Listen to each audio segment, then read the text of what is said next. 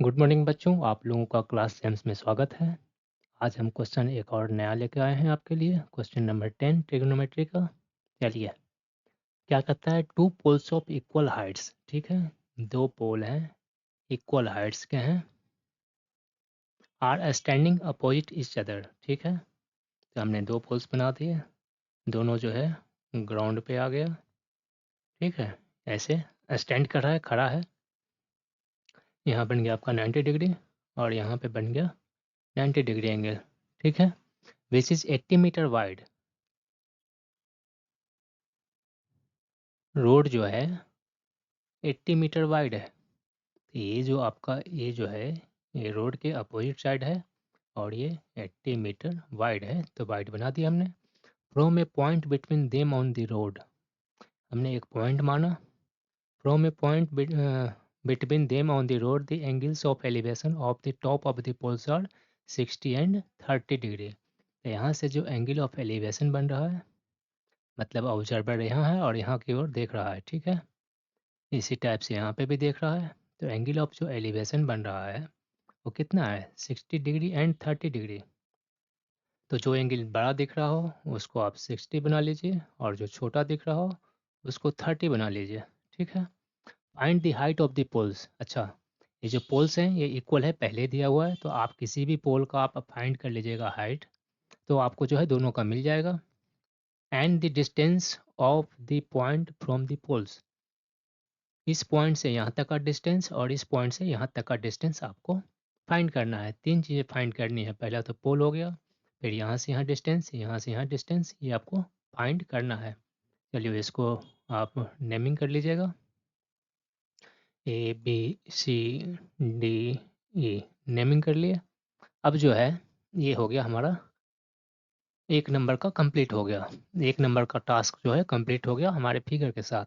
अब हम find out करते हैं। फाइंड आउट करने के लिए क्या है, यहाँ से 10 60 लगा सकते हैं। अच्छा, ये जो गिवन है, जो दोनों पोल का साइड से बराबर है, तो ये हो गया AB is equal to ED। ये और ये बराबर हो गए, ये तो गिवन है हमारा। अब यहाँ से 10 60 की बात करते हैं। अच्छा, एक चीज़ और है यहाँ पे जैसे टोटल यहाँ से यहाँ तक है, ये हमारा रोड है, इसका जो लेंथ है ये 80 मीटर है। अगर हम इसको x मानते हैं, कहाँ से, यहाँ से BC को हम x मानते हैं, तो ये कितना बच जाएगा, CD जो है 80 माइनस एक्स हो जाएगा। क्यों, क्योंकि टोटल तो 80 ही है, 80 में से आपने x बाहर कर लिया, यहाँ कितना बचा, 80 माइनस एक्स। किसी और तरह से समझ लीजिए, सपोज आपके पास 80 पेन है। ठीक है, आपने 4 पेन किसी को दे दिया तो 4 माइनस हो गया ना, 4 तो आपके पास बचा ही नहीं था, 76 ही बच गया ना, 76 पेन। उसी तरह से यहाँ पे है, टोटल जो लेंथ है यहाँ से विड्थ जो है रोड का 80 मीटर है, इसमें से आपने x बाहर कर लिया तो बचा गया 80 माइनस एक्स। इस तरह से इसको समझ सकते हैं, जिनको समझने में इशू आ रहा है।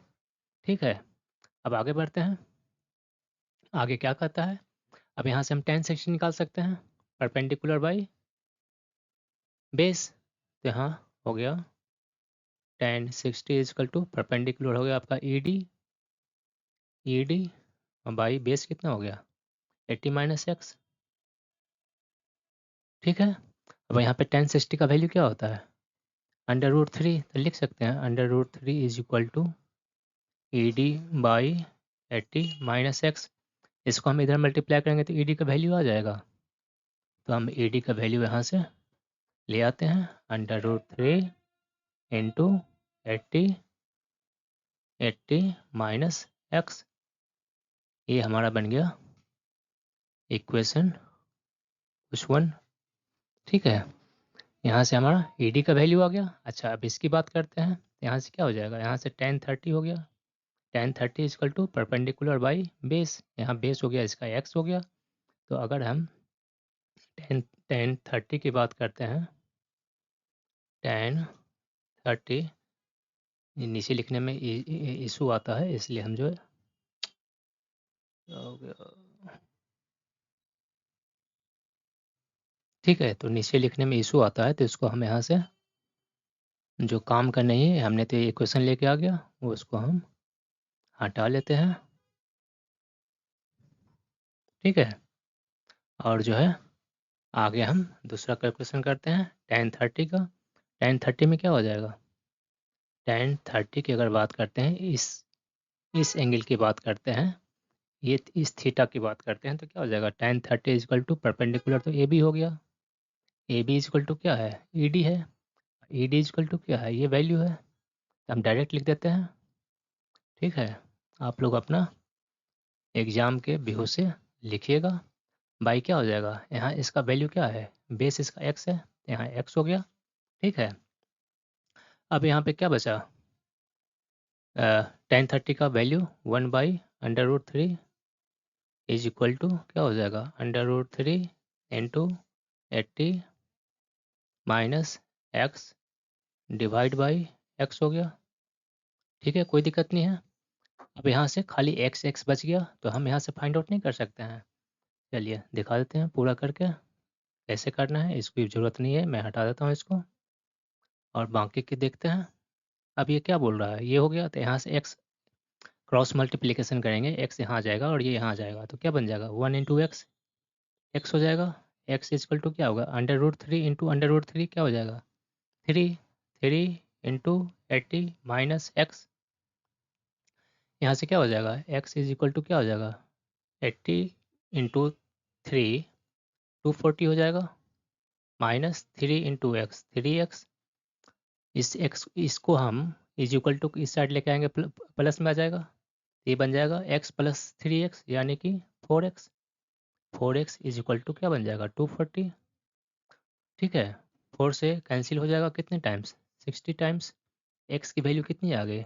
60 आ गई आपकी। x क्या था? ये था हमारा, यानी कि ये जो डिस्टेंस आ गया। अब हम इसको, ये जो डिस्टेंस है हमारा, ये आ गया 60। अच्छा, यूनिट क्या है? मीटर में है, तो ये बन गया 60 मीटर। यहाँ से और क्या सोल्व हो गया? ये क्या है? 80 माइनस एक्स है, टोटल 80 था हमारा, अभी 80 माइनस एक्स बचा, यानी कि 80 माइनस 60 हो गया। 80 माइनस 60 कितना हो गया? 20 मीटर। तो यहाँ से जो डिस्टेंस है वो 20 मीटर है, यहाँ से जो डिस्टेंस है आपका 60 मीटर हो गया। अब हमारा क्या बचा? पोल ऑफ द हाइट निकालना है। एक्स की वैल्यू पता हो गई हमें, तो हम आराम से नहीं निकाल सकते हैं? पोल का जो हाइट है, पोल का हाइट यहाँ से निकाल सकते हैं, जो कि हमारे पास सारा कुछ पता हो गया। ठीक है, अगर आप अब जो है 30 डिग्री एंगल से निकालिएगा, 60 से निकालिएगा, दोनों से पॉसिबल है। तो आप जो है यहाँ पे 60 से भी निकाल सकते हो और 30 से भी निकाल सकते हो। ठीक है, तो देखिए 60 से निकाल के क्या हो जाएगा? tan 60 क्या हो जाएगा? tan 60 इज इक्वल टू लिख सकते हैं ई डी बाई 20। अच्छा, ये tan 60 का वैल्यू क्या हो जाएगा? tan 60 √3 हो गया is equal to E D by 20। यहाँ से ई डी का वैल्यू आ गया, ई डी क्या आ गया? 20 √3। तो ये जो ई डी आ गया हमारा 20 √3। अच्छा, ये दिया हुआ था टू पोल्स और इक्वल हाइट्स, मतलब इसकी और इसकी हाइट बराबर है, तो इसका भी क्या बन जाएगा? 20 √3 मीटर।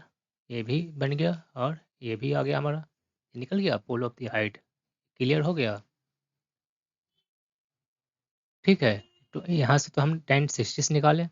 अब जो है अगर tan 30 इस एंगल की बात करते हैं, तो यहाँ से भी हमारा पास सेम रिजल्ट आना चाहिए। यहाँ से भी मैं दिखा देता हूँ करके, जस्ट नॉलेज के लिए, not for exam purpose.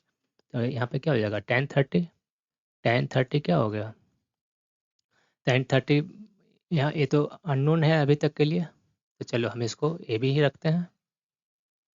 A B by, ये तो हमारा पहले हम निकाल चुके हैं, ए बी बाई 60। tan 30 का वैल्यू क्या होता है? 1/√3 इज इक्वल टू क्या हो जाएगा? ए बी बाई 60 हो जाएगा, कोई दिक्कत नहीं है।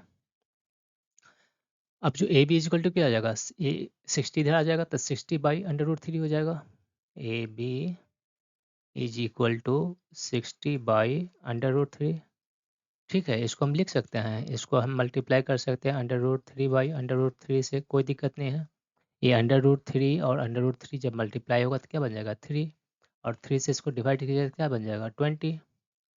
तीन ही बन जाएगा, 20 √3 मीटर। यूनिट जो है मीटर में है, यहाँ पे ये बन गया मीटर। यहाँ से भी निकालिएगा तो क्या आएगा, अगर 30 से भी निकालिएगा तो 20√3 आएगा, और अगर 60 डिग्री का एंगल लेकर चलिएगा तो भी आपका जो है 20√3 मीटर ही आंसर आएगा। तो दोनों तरह से आ गया, इसका वैल्यू 60 हो गया, इसका 20 हो गया, और पोल ऑफ द हाइट जो हो गया 20√3। इस तरह से है जो आप इस टाइप के क्वेश्चंस को सॉल्व कर सकते हो। हमने इससे पहले भी 9 नंबर तक क्वेश्चन पढ़ा चुके हैं, और इस वीडियो के डिस्क्रिप्शन में जो कि क्लिक करके ओपन कीजिएगा तो यहाँ पे जो है आपको इसका जो इंट्रोडक्शन का चैप्टर है वहाँ पे लिंक मिल जाएगा, और उस इंट्रोडक्शन के चैप्टर में आपको जो है सारे क्वेश्चंस के लिंक मिल जाएंगे। आपको किसी भी क्वेश्चन में इशू आ रहा है, प्रॉब्लम आ रहा है, आप वहाँ से देख सकते हो। ठीक है, जिसमें आ रहा है, सब क्वेश्चन देखने की जरूरत नहीं है, जिसमें आपका प्रॉब्लम आ रहा है वो आप देख सकते हो वहाँ से। ठीक है बच्चों, समझ में आ गया होगा। अगर वीडियो अच्छा लगा, पूरा समझ में आ रहा है तो थम्स अप प्रेस कर देना, सब्सक्राइब नहीं किए हो तो सब्सक्राइब कर लेना। ठीक है, चलिए बाय।